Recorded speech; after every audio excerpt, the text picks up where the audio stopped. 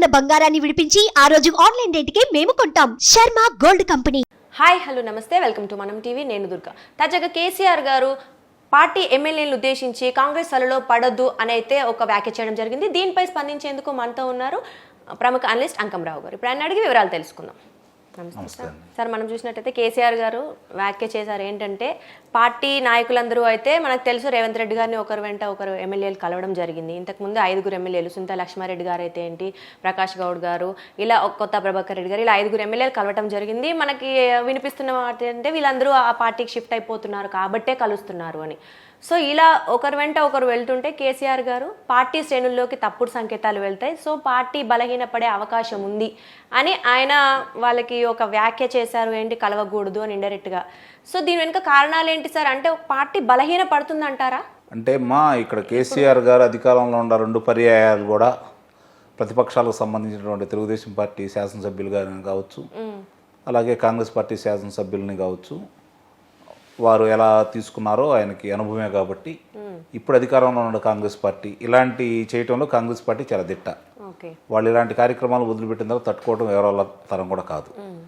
మరి అలాంటి అవకాశం ఈరోజు అందులో రేవంత్ రెడ్డి గారి యొక్క శక్తి సామర్థ్యాలు కేసీఆర్ గారికి క్షుణ్ణంగా తెలుసు కాబట్టి తను అట్టు పెడితే వాళ్ళు అట్టున్నర పెడతారని ఆయన నమ్మకం. కాబట్టి ఇప్పుడు జరుగుతున్నటువంటి వర్షం సహజంగానే ఏ శాసనసభ్యులు కావచ్చు, లోక్సభ సభ్యులు కావచ్చు, అధికార పార్టీ వాళ్ళని కలిశారు అంటే ముందుగా చెప్పే మాట ఏంటంటే మర్యాదపూర్వకంగా కలిసామంటారు. తర్వాత రెండోసారి ఎందుకు కలిశారు అంటే నియోజకవర్గ అభివృద్ధుల గురించి అంటారు, నిధుల గురించి అంటారు. మూడోసారి కలిసినప్పుడు ఏంటంటే మా సమస్యలు చెప్పుకోవడానికి వెళ్ళామంటారు. నాలుగోసారి వెళ్ళినప్పుడు ఏం చెబుతారంటే ఇంకా ఈ పార్టీలో ఉంటే మాకు అభివృద్ధి ఏం జరగట్లేదు, నియోజకవర్గం అన్నీ కుట్టుపడిపోతూ ఉండే అభివృద్ధి, కాబట్టి నియోజకవర్గానికి సంబంధించినంత వరకు నిధులు తీసుకురావడం కోసం, అభివృద్ధి చేయడం కోసం మేము ఆ పార్టీలోకి వెళ్తున్నామని చెప్పి చెబుతారు. ఇది అందరూ చెప్పే మాటే, ప్రజా సంక్షేమం కోసం అందరూ చెప్పే మాటే. అదే క్రమంలో గతంలో కూడా అట్లానే తీసుకున్నారు కాబట్టి, అలాంటి విద్యలన్నీ ఆయన ప్రయోగించాడు కాబట్టి, ఆ విద్యలన్నీ తెలిసిన వ్యక్తులు యువతలు కూడా ఉన్నారు కాబట్టి భయపడుతున్నాడు అన్నమాట మాత్రం వాస్తవం. చేజారిపోకుండా చూసుకోవాలని శాసనసభ్యుల్ని ఈ లోక్సభ ఎన్నికలు రాబోయే అంటే రేపు ఏప్రిల్లో జరుగుతున్నాయని అనుకుంటారు. ఈ 2 నెలలు కాపాడుకోగలిగితే, గౌరవప్రదమైన స్థానాలు కనుక మళ్ళీ సంపాదించుకోగలిగితే లోక్సభలో, ఒకవేళ వీళ్ళ అవసరంతో కనుక కేంద్రం లేదన్న పార్టీ అధికారంలో వీళ్ళ అవసరం కనుక ఉంటే అప్పుడు మళ్ళీ కేసీఆర్ గారు చక్రం తిప్పొచ్చు, కొంచెం బలం వస్తుంది. కాబట్టి ఆ బలాన్ని సమకూర్చుకోవడం కోసం వీళ్ళందరినీ ఏకతాటిపై తీసుకోవాలని ఆయన ప్రయత్నం చేస్తూ ఉన్నారు. వీళ్ళు కూడా కొంతమంది కొన్ని సందర్భాల్లో ఈ కాంగ్రెస్ ప్రభుత్వం ఎన్నో రోజులు ఉండదు, ఈ ఎన్నికలు అయిపోయిన తర్వాత ఇది మనుగడ సాగించదు, మరి తిరిగి కేసీఆర్ గారి అధికారంలో రాబోతున్నారని చెప్పి కొన్ని మాటలు మాట్లాడుతున్నారు కాబట్టి చేశారు. కాబట్టి అలాంటి అవకాశం ఇవ్వకుండా రేపు పొద్దున మళ్ళీ తిరిగి కోలుకోలేని విధంగా బీఆర్ఎస్ పార్టీని దెబ్బతీయడానికి కాంగ్రెస్ పార్టీ ప్రయత్నిస్తుంది, అందులో ఎలాంటి సందేహం కూడా లేదు. ఆ పక్కనే భారతీయ జనతా పార్టీ కూడా రెడీగానే ఉంది. ఈ ఇందులో వచ్చిన శాసనసభ్యులు వాళ్ళని తీసుకుని వాళ్ళ బలం పెంచుకోవడానికి వాళ్ళు ప్రయత్నం చేస్తున్నారు. ఇప్పుడు వీళ్ళు ఉన్నటువంటి 39 మంది, వాళ్ళు 47 మంది కనుక వాళ్ళు తోడైతే మళ్ళీ ఏకనాథ్ కాంగ్రెస్ పార్టీలో తయారు చేసి తిరిగి కేంద్రంలో అధికారంలోకి వస్తే భారతీయ జనతా పార్టీ ఎన్నో రోజులు ఈ ప్రభుత్వాన్ని ఉంచదనేది మాత్రం వాస్తవం. కాబట్టి ఇప్పుడు కాంగ్రెస్ పార్టీ వాళ్ళు కూడా ఏం చేసుకుంటారంటే వాళ్ళ బలం పెంచుకోవడం కోసం ఇందులోంచి కొంతమందిని తీసుకొని కొంచెం బలంగా ఉండడానికి ప్రయత్నం చేస్తారు. వీళ్ళు ఎంత బలంగా ఉన్నా కూడా కేంద్రం కనుక తిరిగి మళ్ళీ భారతీయ జనతా పార్టీ అధికారంలోకి వస్తే ఎన్నో రోజులు ఈ ప్రభుత్వాన్ని కొనసాగించకుండానే చూస్తారు వాళ్ళు. అందుట్లో ఎలాంటి సందేహం కూడా లేదు. అందుకే జనరల్గా మీరు అంటున్నట్టు కాంగ్రెస్ పార్టీ లాక్కుంటుంది అంటున్నారు. అయితే ఇంతకుముందు 5 కలిసారు, మనం చెప్పుకున్నాం. ఎంతమంది ఒకవేళ కలిస్తే కాంగ్రెస్లో ఎంతమంది కలిసే ఛాన్స్ ఉందంటారు? ఇప్పుడున్న సమాచారం ప్రకారం ఒక 16 మంది దాకా కాంగ్రెస్ కలిసి చూస్తున్నారని, బీఆర్ఎస్ ఎమ్మెల్యేలు 11 మంది భారతీయ జనతా పార్టీ కలిసి చూస్తున్నారని చెప్పని సమాచారం అంతా ఉంది. అలా అయితే చాలా మోస్ట్ ఆఫ్ ది పీపుల్ 80% వెళ్ళిపోతారు కదా. కాబట్టి అదే ఇప్పుడు ఆయన లోక్సభ ఎన్నికల దాకా కనుక వీళ్ళని కాపాడుకోగలిగితే ఆ మనోధైర్యం నింపడం కోసమే నిన్నదాకా ఏంటంటే మళ్ళీ నా లోక్సభకు పోటీ చేస్తాడేమో అని చెప్పిన ఒక పుకార్లు కూడా బయటికి తీసుకురావడం జరిగింది.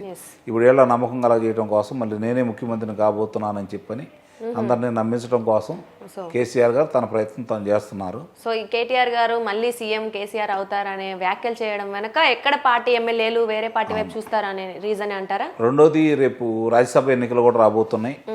ఒక స్థానం ఇటు వాళ్ళకి వస్తుంది. ఓకే, అవును.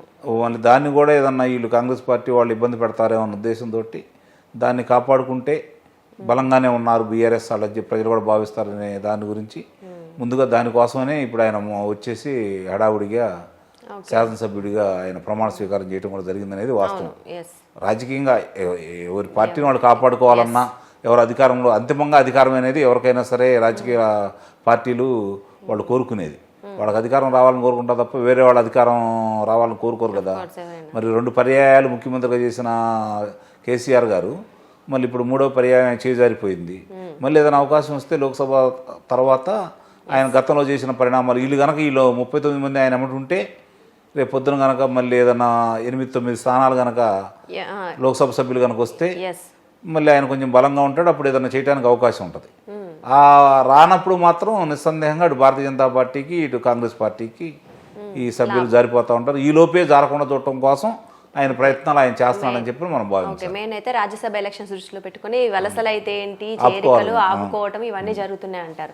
అయితే మనకి చూసుకున్నట్లయితే మీరన్న లెక్కల ప్రకారం అందరూ కాంగ్రెస్ బీజేపీ వెళ్తే వీళ్ళు ప్రధాన ప్రతిపక్ష హోదాని కోల్పోతారు. అసలు పార్టీయే కొంచెం కనుమరుగయ్యే అవకాశం ఉంది. సో ప్రధాన ప్రతిపక్షం బీజేపీ అయ్యే ఛాన్స్ ఉందంట. అవును, ఇటుగా నేను అన్నట్టుగా 11 మంది కనుక వెళ్తే వాళ్ళు 19 మంది అవుతారు. అవును, వీళ్ళు 16 మంది ఇటు వెళ్ళిపోతే వీళ్ళకు ఉండేది ఇంకా 12 మందే కాబట్టి ప్రధాన ప్రతిపక్ష పార్టీ భారతీయ జనతా పార్టీ అవుతారు. సో అంటే బీఆర్ఎస్ మెల్లమెల్లగా తెలంగాణలో తమ ఆధిపత్యాన్ని కోల్పోవడానికి కాంగ్రెస్ పార్టీ ఎలాగో ట్రై చేస్తుందని మీరు అంటున్నారు.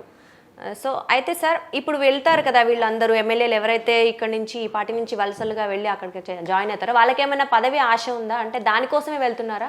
పదవులు ఇస్తారు అని తెలుగుదేశం పార్టీ వచ్చిన వాళ్ళకి మంత్రులు ఇచ్చారు కేసీఆర్ గారు.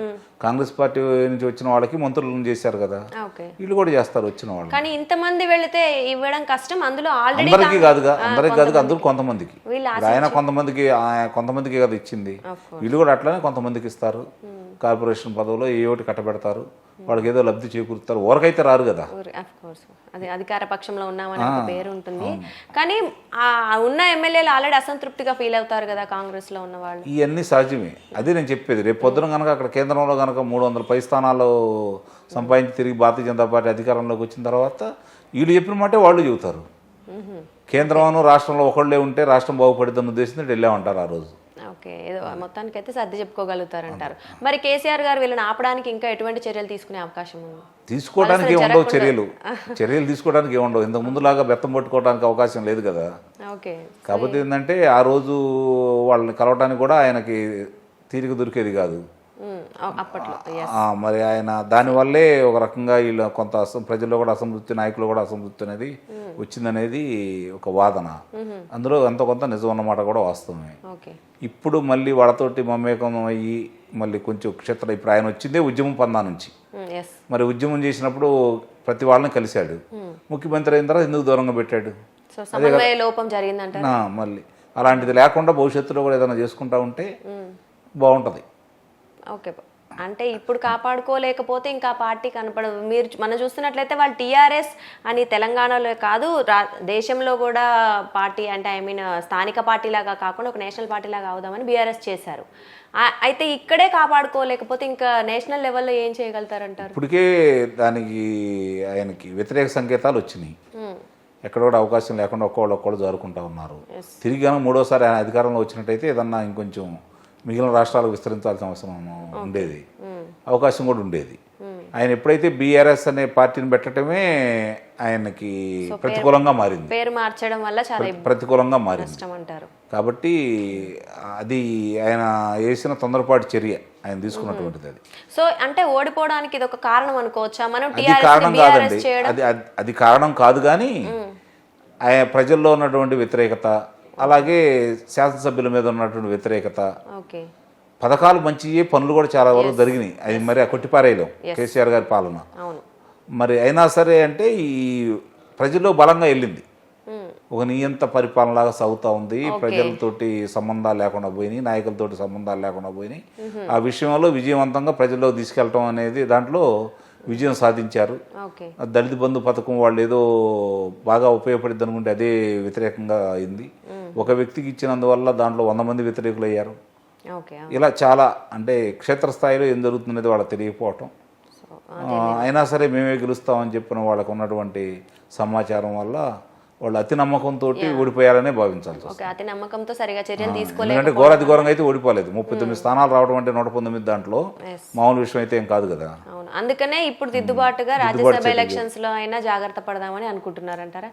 ఓకే సార్, మొత్తానికైతే మనం చూసుకున్నట్లయితే వలసలు జరిగే అవకాశం ఉన్నట్లుగా అయితే చాలా వరకు వార్తలు అయితే వస్తున్నాయి. సరే, ఏం జరుగుతుంది తొందరలోనే మనకు తెలియబోతుంది. Thank you sir.